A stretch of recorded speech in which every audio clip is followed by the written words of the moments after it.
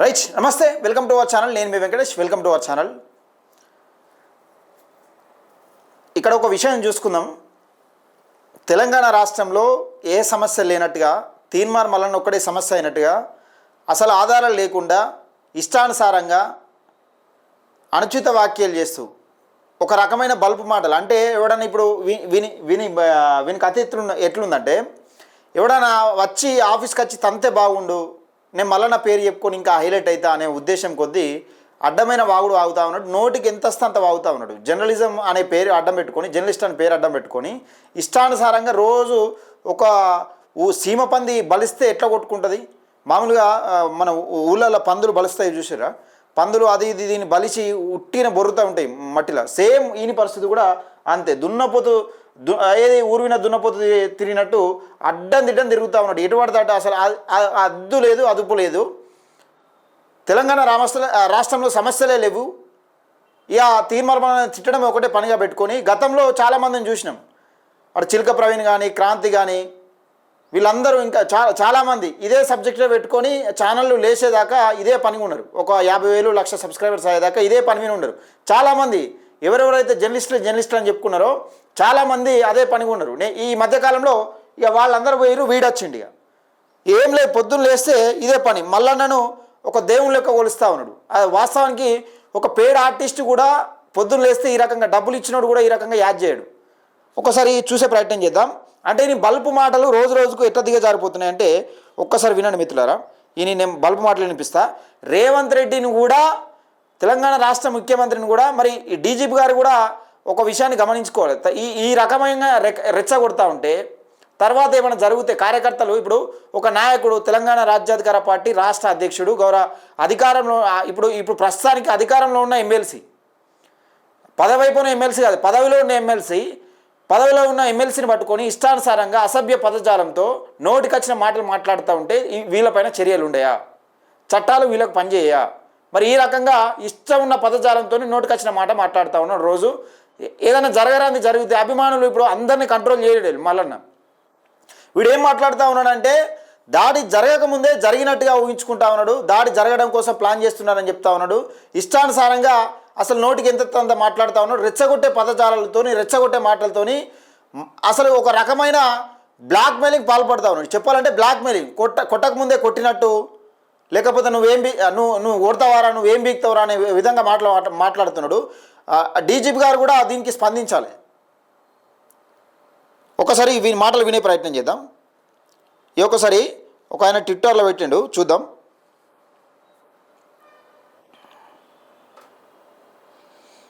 First ఒక మాట ఏనండి. ఇప్పుడు నేను చెప్తున్నా, రేవంత్ రెడ్డి బీక్తున్నా, బొచ్చు బీక్తుండా. ఆయన 2 లక్షల కోట్లు పుట్టిన బిడ్డ మీద కట్టి నా 4 లక్షలు బీకి.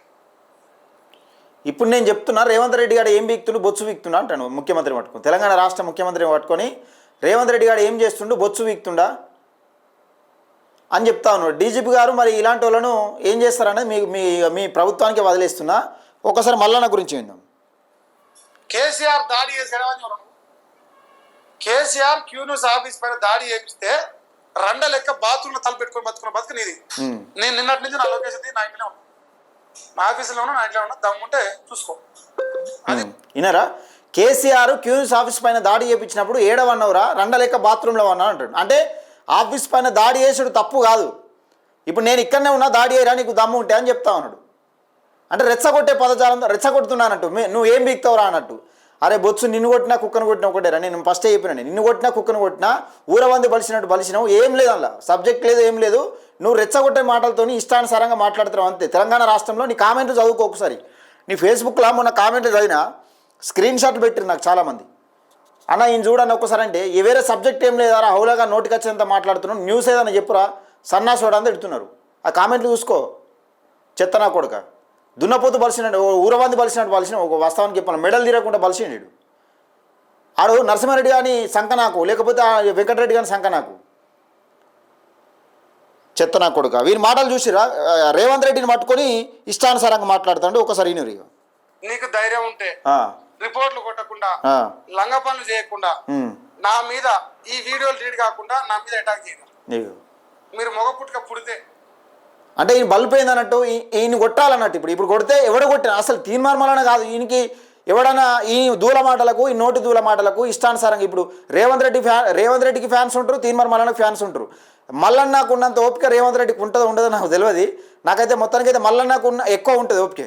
చాలామంది ఇటువంటి నోటి దూలగాలు ఎంతోమంది వచ్చిపోయారు. ఆయన ఇవన్నీ లైట్ తీసుకుంటారు, పెద్ద పట్టించుకోడు. ఇప్పుడు లైవ్లో ఫోన్ చేసినా మాట్లాడినంటే ఆయన మంచితనం మనం అర్థం చేసుకోవాలి.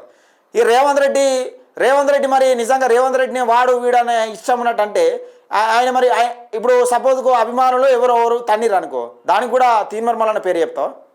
ఇది చెప్తాడు కూడా, ఇంత అవుతుంది కూడా. ఎందుకంటే రెచ్చగొట్టే ప్రసంగాలు తనిపించుకోవడం కోసమే. తంతే హైలైట్ అవుతాం అనే ఉద్దేశంగా ఇష్టానుసారంగా మాట్లాడుతాడు. నేను నా ఆఫీసులో ఉన్న దమ్ముంటే దాడి చేయరా అంటుండే. ఈ చూడు మరి ఈ డీజీపీ గారు ఏం చెప్తారో దీనికి సమాధానం చెప్పాలి. మరి ఇలాంటి పైన ఎలాంటి చర్యలు ఉంటాయి ఒకసారి చెప్పాలి డీజీపీ గారు ఈ బల్బ్ మాటలు. వాటా ప్రకారం అధికారం రావాల్సి ముదిరాజు బిడ్డ గారు లుచ్చకొడుకు నువ్వెట్లా కూర్చొని రేపు అడుగుతారు లోకం. నీ సొంత పార్టీ పెట్టి కబ్జాలు చేసిన గారు లుచ్చకొడుకు రేపు లోకం అడుగుతుంది. ఇవన్నిటి సమాధానం రెడీగా ఉంటారు అంట కొడుక. ఇవన్నిటి సమాధానం రెడీగా ఉంటే నా లొకేషన్ తీసుకొని రా. అరే రండా, నువ్వు అడగాల్సింది అధికారంలో ఉన్నా రండా లుచ్చ కొడుక. నువ్వు కూడా లుచ్చగాని లుచ్చన కొడుకు. ఒక అమ్మకు అబ్బకు పుడితే మంచిగా మాట్లాడు, ఒక సమాధానం చెప్పేంత మాట్లాడు. ఆనీని సంకన హక్కుంటే ఇష్టానుసారంగా మాట్లాడకు. ఎందుకంటే ఓపిక చాలా మందికి ఉంటుంది. తీన్మార్ మల్లన్న ఇలాంటి లుచ్చా కొడుకులను లఫంగ్ కొడుకులను ఆనీని సంకనాకి ఇష్టానుసారంగా పట్టించుకోడు తీన్మార్ మల్లన్న. కానీ ఒక అమ్మకి అబ్బకి పుడితే ఒకే అమ్మకి ఒకే అబ్బకి పుడితే నేను చెప్తున్నా కదా, ఒక అమ్మకు ఒక అబ్బకు పుడితే నువ్వు మాట్లాడతావు. ఇది కూడా ఈ వీడియో కూడా చూస్తావు, నాకు తెలుసు నువ్వు చూస్తావు. ఈ వరకు కొజ్జా నా కొడుకు కాకపోతే ఏదైనా ఉంటే సమాధానం నువ్వు ఎక్కడికి రమ్మంటావు నేను చెప్పు.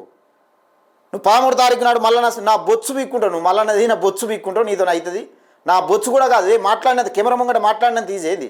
మళ్ళీ ఇలాంటి ఎంతోమంది బొచ్చుగాలని ఎంతోమందిని చూసిండు. నువ్వు పెద్ద లెక్కనారా? ఓ సబ్జెక్ట్ లేకుండా ఇష్టానుసారంగా మాట్లాడుతూ నోటికి వచ్చిన వేదవా? ఏం మనిషి పుట్టుగా ఉట్టలేదారా? ఏం అన్నం తింటలేవా? సెండాసి తింటున్నారా? హౌలేగా ఏం మాట మాట్లాడుతున్నావు? అసలు ఒక జర్నలిజం అరా ఇది? ఏమన్నా లుచ్చ కొడుక రండ కొడుక ఈ జర్నలిజం నారా? ఎక్కడున్నాయి ఈ పదాలు? దొంగన కొడుక. అసలు ఇష్టానుసారంగా అసలు నీ భాషలో మాట్లాడాలనిపిస్తుంది నాకు అప్పుడప్పుడు. చెత్తనా కొడుకు. దయచేసి డీజీపీ గారు స్పందించాలి. ఇలాంటి మాటలకు మరి రెచ్చిపోయి ఎవరైనా చేస్తే బాధ్యులు ఎవరు? ఇప్పుడు ఈ నోటి దూలతో ఇంకెంతమందిని అంటుండో. ఇప్పుడు రేవంత్ రెడ్డి అని అంటుండు, మల్లన్న అంటుండు, రేపు ఇష్టానుసారంగా ఎవరు మడితే అల్లం తిడతాడు. మరి ఏంది పరిస్థితి? దయచేసి మిత్రులారా నేను ఒకటే చెప్తున్నా, వీని కామెంట్లలో కామెంట్లు చూడరు. ఒక్కోసారి ఫేస్బుక్లో కానీ ఎఫ్బీలో కానీ లేకపోతే యూట్యూబ్లో కానీ కామెంట్లు చూడరు. అంతే పొల్లు తిడుతూ ఉన్నారు. ఇష్టానుసారంగా మాట్లాడుతుండు, నోటికి వచ్చిన మాట మాట్లాడుతుండు. ఏమైనా ఉంటే ఆధారాలు బయట పెట్టరా, ఆధారాలతో సహా బయట పెట్టు. ఏమైనా ఉంటే రా ఆఫీస్కి రా, క్యూనిస్ ఆఫీస్కి రా నీకు దమ్ముంటే. ఈ బొడుగు పలు రారా? చెత్త నా కొడుక. ఏం పుట్టుక పుట్టినా మనిషి పుట్టుక పుట్టలే. నోటికి వచ్చిన మాటలు మాట్లాడుకుంటే ఇష్టానుసారంగా ఇష్టమైన పదజాలంతో తిడతావును. ఒక పదవిలో ఉన్న ఎమ్మెల్సీని పట్టుకుని రండా కొడుక లుచ్చ కొడుక అని ఏం మాటలు మాట్లాడుతున్నారో చెత్తనా కొడుక. దమ్ముంటే ఫోన్ లావట్రా నువ్వు దమ్ముంటే ఫోన్ లావట్రా చెత్తనా కొడుక. ఇప్పుడు కొజ్జాగాడు ఎవడు, లుచ్చ కొడుకు ఎవడు అనేది అర్థమవుతుందా క్లియర్గా?